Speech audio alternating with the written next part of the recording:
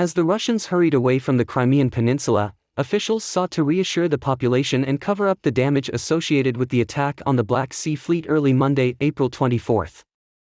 Newsweek published a report titled "Video Shows Crimea Explosion as Ukraine Drone Targets Black Sea Fleet," which means video showing the Crimea explosion when a Ukrainian drone targeted the Black Sea Fleet. Videos circulating on social media show Crimea being rocked by the explosion in the early hours of Monday morning. The Russian and Ukrainian Telegram channels have published a video of an explosion in Sevastopol, which allegedly shows the moment a drone boat was destroyed in the Black Sea Peninsula. In another video, the sound of explosions can be heard. The Moscow-backed governor of Sevastopol, Mikhail Razvozayev, announced that Russia's Black Sea Fleet repelled an attack by 2 unmanned ships at sea. Crimea was annexed by Russian President Vladimir Putin from Ukraine in 2014, a move not recognized internationally. A yellow terror threat level has been in place in some parts of the peninsula since last April, weeks after Putin's full-blown invasion of Ukraine began. Recently, Russian forces have fortified the peninsula amid fears of a Ukrainian advance, while reports of explosions on the peninsula have become more frequent. The explosion in the video happened above the Sevastopol harbor. Today, starting at 3:30 a.m., a plot to attack Sevastopol was carried out, Razvozayev said. The official said the drones were destroyed outside, in a sheltered area outside the harbor. Razvozayev said one drone was destroyed and the second one exploded. Razvozayev said nothing was damaged. He added, "Now the city is quiet. But all forces and agencies are in a state of combat readiness." Ukraine has not claimed responsibility for the drone or drone boat attacks. A Telegram user, commenting on Razvozayev's statement, pointed out that there have been reports of damage on the peninsula as a result of the explosions. The social media user mentioned images published by local news channel CHP Sevastopol on Monday, which showed broken windows of houses. The aftermath of the explosion in Sevastopol, windows in several seaside homes were broken and advertising lights were broken, the news agency said in a Telegram post. The explosion also blew up balconies and windows in a new building. Tensions appear to be growing on the peninsula as Russia prepares for an expected counteroffensive from Ukraine. Recent satellite images show Russia building a network of defenses in Crimea, while trenches are being dug along the peninsula's beaches. Oleksiy Danilov, head of Ukraine's National Security and Defense Council, said earlier this month that Ukraine would test and use any weapon not prohibited by international law to liberate invaded territories, including Crimea. Newsweek has reached out to the Russian Foreign Ministry by email for comment. 2. Ukrainian intelligence says Russia has turned defensive in most areas. The head of Ukraine's intelligence service, Kyrylo Budanov, said that Russia had moved to defensive positions in all combat zones except Bakhmut. In an interview with RBC Ukraine, he said, "They have completely turned on the defensive everywhere. The only places on the front lines where they were making an effort were in Bakhmut, the attempt to encircle Avdiivka from the north and local fighting in Marinka. Both in Avdiivka and in Marinka, the tactics were exactly the same as in Bakhmut, just an attempt to wipe the settlement off the face of the earth. And in light of the lack of success elsewhere, they are faced with the problem that even their deceived society needs to see that they need some kind of victory. This is the only place where they think they can be most successful." Also, there is the fact that Prigozhin once said that he would take Bakhmut. He would be happy to sing about it, but he can't. Those are the things that come together here. Budanov said that there is little chance that Volodar in the Donbass region, where the tank battle was attacked. He added that he did not think the Russians were planning to intensify or conduct offensive operations on the front lines. 3. Ukrainian officials note Russia's shift in focus in Donetsk and the use of Syrian tactics in Bakhmut. Russian officers consider it easier to assassinate Putin than to fulfill his demands. During a press conference at the Kyiv Press Center Tuesday morning, Ukraine's Deputy Defense Minister Hanna Maliar said Russia's focus in the eastern Donetsk region has changed slightly, but the city of Bakhmut and its towns ruined Mariinka and Avdiivka remained the focus of Russian attacks. On Monday, 47 Russian airstrikes and more than 30 ground attacks were repelled.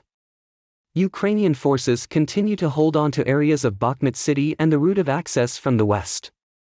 Deputy Minister Hanna Maliar said that, during the day, the enemy carried out unsuccessful offensive actions in the direction of Novomarkov and Kromov, which are settlements to the northwest and west of the city. In the Bakhmut area, the Russians are using what she calls Syria tactics to completely destroy buildings and facilities, said Hanna Malier. At the same time, our defenders are conducting active offensive operations and preventing the enemy from gaining control of the city, Malier said. A soldier serving in the Bakhmut region, Yuri Sirotiuk of the 5th Separate Assault Brigade, said the Russians had air superiority but did not fly over the front lines because Ukrainian units had a lot of mobility to avoid. Echoing Malier, Sirotiuk said, "The enemy is trying to completely destroy our defenses. They are dropping heavy bombs on the buildings in the city, completely destroying them. The enemy drove away their infantry under the sound of their shells." He said Ukraine had regained the trenches near the village of Kromov. A Russian airborne officer captured at the front said Putin had given Russian units a deadline to capture the city of Bakhmut before the end of April. He remarked bitterly that it is probably easier to assassinate Putin than to fulfill the unrealistic targets set by him. Malier notes that Russian attacks have dropped in a frontline area that has been very active for several months, near the Ukrainian town of Lyman, for example. In the Lyman area, the invaders have been unable to penetrate our defenses and their activity has decreased a bit, she said. At the same time, the enemy is shelling our positions in this area and regrouping. The General Staff reported that the enemy did not launch any attacks in the Lyman area. Elsewhere, similar Russian artillery and mortar fire continued across the front lines, with the town of Vuhledar being heavily bombarded. To the south, according to the General Staff, Russian forces are taking defensive actions in the Zaporizhia and Kherson directions, but that includes heavy shelling of settlements near the front lines. Malier said that the Russians were doing their best to maintain control of the invaded borders and to halt the advance of our troops to the south. Fourth, the American Institute for War Studies says that the Russian military is too exhausted to protect the front lines. Newsweek published a report titled "Russian Troops Too Exhausted to Defend Frontline," ASW, which means the American Institute for the Study of War has determined that the Russian military is too exhausted to defend the front lines.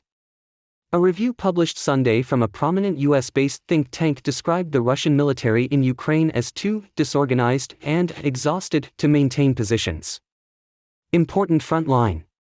The Institute for the Study of War, or ISW for short, wrote that most of Russian President Vladimir Putin's existing military forces are currently engaged in offensive or defensive operations in Ukraine and need to be participated substantial storage to achieve any effective attack.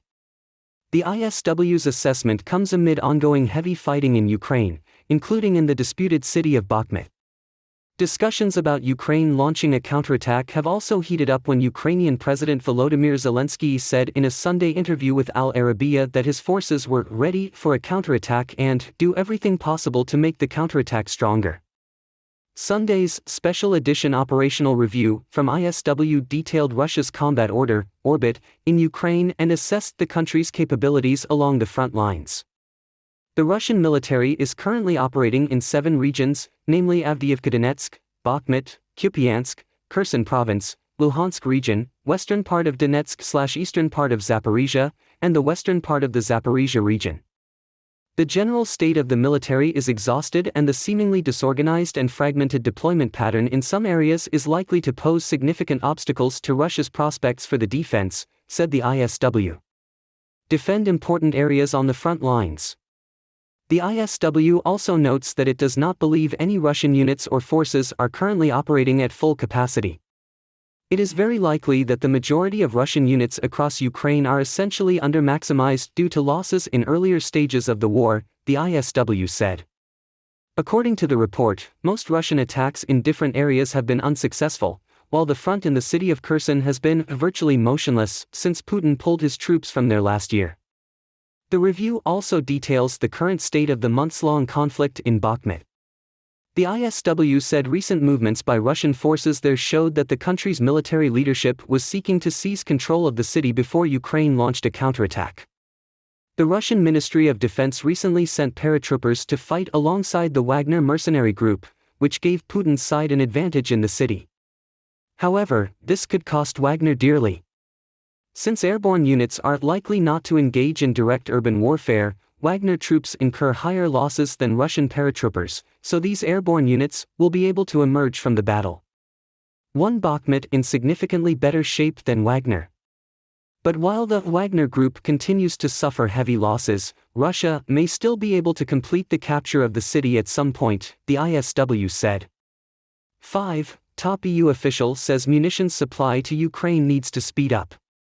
The European Union's Foreign Affairs Director, Josep Borrell, said the flow of ammunition to Ukraine needed to increase in the coming days. More than 1,000 missiles have been delivered.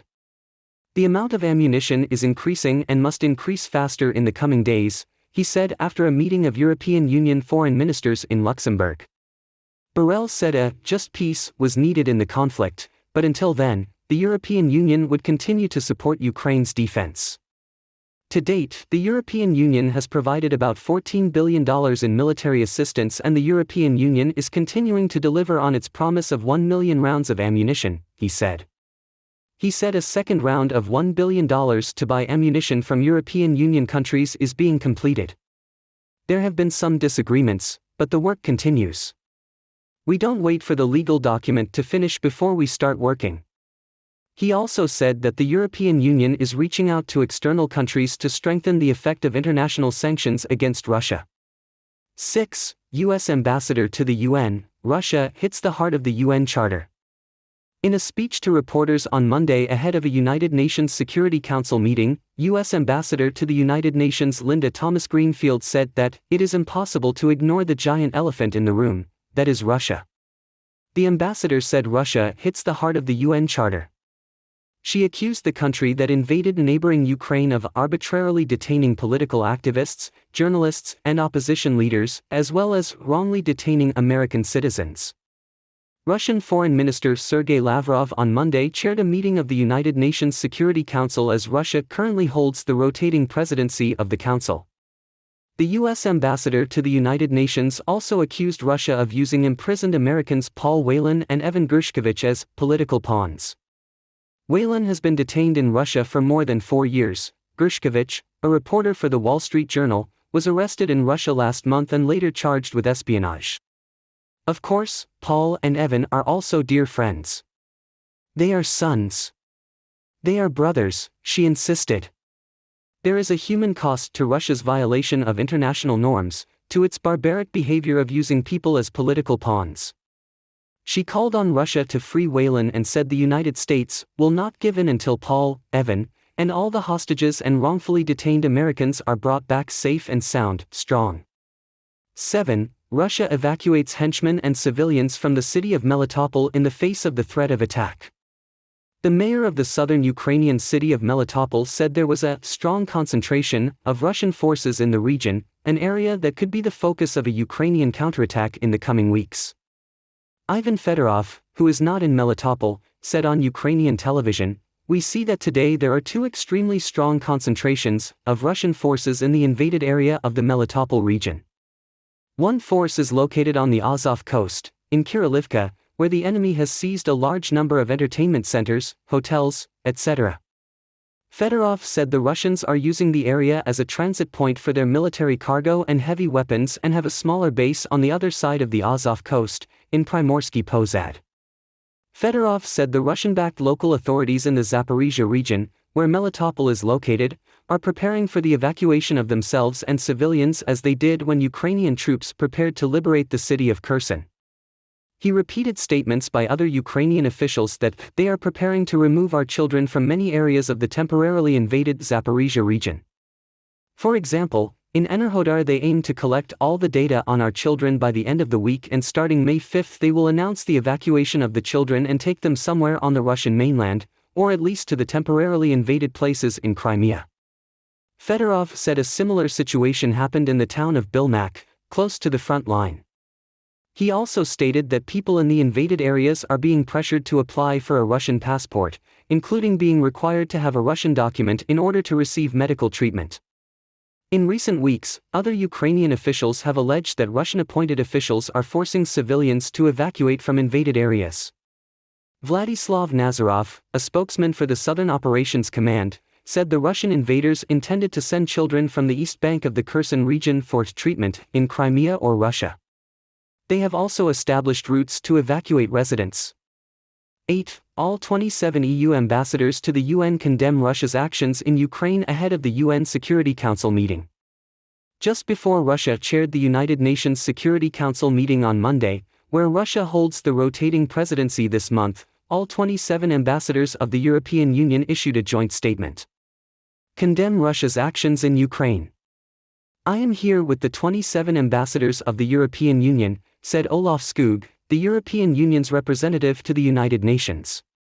We would like to issue a statement regarding the debate that is about to begin at the Security Council. Russia is trying to present itself as a defender of the UN Charter and multilateralism. But all their justifications are not based on facts. It's ridiculous. We all know that while Russia is destroying, we are building. While they are violating it, we defend the Charter of the United Nations, the United Nations General Assembly, the ICJ, the ICC, everywhere we see Russia's disdain. The group went on to reiterate their demand that Russia, immediately, completely and unconditionally withdraw all its military forces from Ukrainian territory within internationally recognized borders. If Russia is interested in effective multilateralism, that is the first way to prove it. Russia, which holds the presidency of the Security Council this month, has scheduled the meeting to highlight the principles of the UN Charter. Each month, the presidency of the Security Council rotates among its 15 members. 9. Ukraine denies planning an attack deep inside Russia on the one-year anniversary of the invasion. A senior Ukrainian official has denied reports that Ukraine was planning attacks deep inside Russia to commemorate the one-year anniversary of Russia's invasion in February. Mikhailo Podolyak, an advisor to the head of the Office of the President of Ukraine, described the report as a strange media manipulation yet again. The report, published in the Washington Post, was pulled from recently leaked documents on the Discord game server. The Washington Post reported on Monday that according to documents, Major General Kirilo Budanov, the head of Ukraine's military intelligence service, had instructed one of his officers to be ready for airstrikes. Series on February 24th, with everything the Department of Defense intelligence has. Comments attributed to Budanov were included in a classified report from the U.S. National Security Agency. CNN did not see the disputed document. The Washington Post reported on Monday, April 24 that on February 22, 2 days before the one-year anniversary, the CIA circulated a new classified report stating that, at Washington's request, the intelligence service Ukraine's defense ministry agreed to postpone the attacks on Moscow. In response, Podolyak said, "I have a simple question. Why do we need to do this? What task would such a one-time action solve? Will it change the course of the war? Will it make the Russians flee? Does it eliminate the need for weapons?" The official said that such reports fulfill only one catastrophic function: they shape public opinion in Western capitals as if Ukraine were an absurd, childish and impulsive country, very dangerous when entrusted with serious weapons. He added, "Ukraine sees things differently. We approach the war with solid mathematical logic. We need long-range missiles to destroy Russian logistics in the invaded territories and a variety of aircraft to protect the skies and destroy the industrial parks of Russia. These are key components of successful counter-operations," Podolyak wrote. CNN has reached out to Budanov's office for feedback on the report. 10. Russia evacuates 10 to 20 kilometers from the east bank of the Dnipro River. A Ukrainian official in the southern Kherson region says that Russian aggression forces on the east bank of the Dnipro River are trying to get civilians out of the area, amid constant reports of a military presence. Ukraine is there.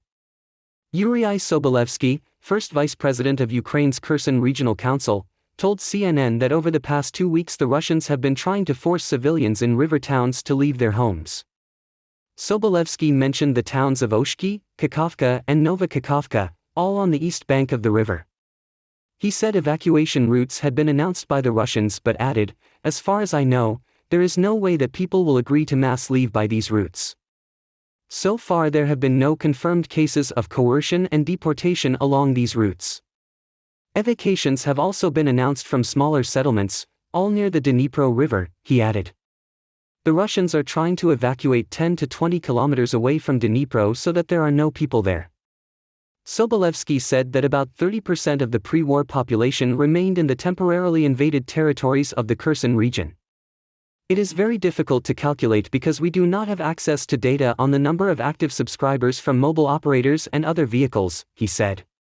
Regarding Ukraine's military action on the east coast, Sobolevsky said, they are maintaining fire control and are constantly destroying military targets there, reducing the enemy's ability to fight in this area. This happens every day. But he added, there is a great need for silence about information these days, because information is also a weapon that can kill. 11. Russian court upheld pre-trial detention order of woman accused of assassination of military blogger. The woman accused of killing Russian military blogger Vladlen Tatarsky will be detained for at least 6 more weeks, a court ruled Monday. Daria Trepova, 26, was charged with terrorism after an explosion at a downtown St. Petersburg on April 2, killing Tatarsky and injuring more than 40 others. A decision by the Moscow City Court upheld an earlier ruling by the Bamani District Court, also in Moscow, that Trepova should be detained until at least June 2, while the investigation is underway. Investigation is taking place. Trepova, who participated in Monday's hearing via video link from a pre-trial detention center, said she is sorry about what happened and prays every day for the well-being of the others. Victims, state media RIA Novosti reported from the court. At the request of the investigator, the rest of the trial was held behind closed doors because documents examined in court contained the secrets of the preliminary investigation. Tatarsky is one of Russia's most extreme and belligerent military bloggers, known for his fiery pro-war commentary and occasional criticism of Moscow's battlefield defeats. Department 12. Lavrov and Guterres clash at the UN session. Russian Foreign Minister Sergei Lavrov was chairing a meeting of the United Nations Security Council on Monday afternoon and clashed with UN Secretary-General Antonio Guterres. Guterres said that Russia's invasion of Ukraine had caused great suffering and devastation to the country and its people, and called for an urgent, effective response. The head of the United Nations added that the world is facing historically high tensions between great powers. In response, Mr. Lavrov, one of Putin's key ministers and in charge of Russia's foreign affairs for 19 years, blamed the US and its Western allies. He said the United Nations was suffering from a profound crisis, and that the US had replaced international law with a certain rules-based order. Lavrov said the US had implemented a policy of destroying the structure of the United Nations. Russian Foreign Minister Sergei Lavrov told the United Nations Security Council on Monday that the world had reached a more dangerous situation than it was during the Cold War. Lavrov chaired a meeting on multilateralism and the founding charter of the United Nations for Russia in April as the rotating monthly chairman of the 15-member body. As was the case during the Cold War, we have reached a dangerous threshold, maybe even more dangerous, he said. Guterres asked Lavrov, so who launched the invasion of Ukraine? His question was not answered.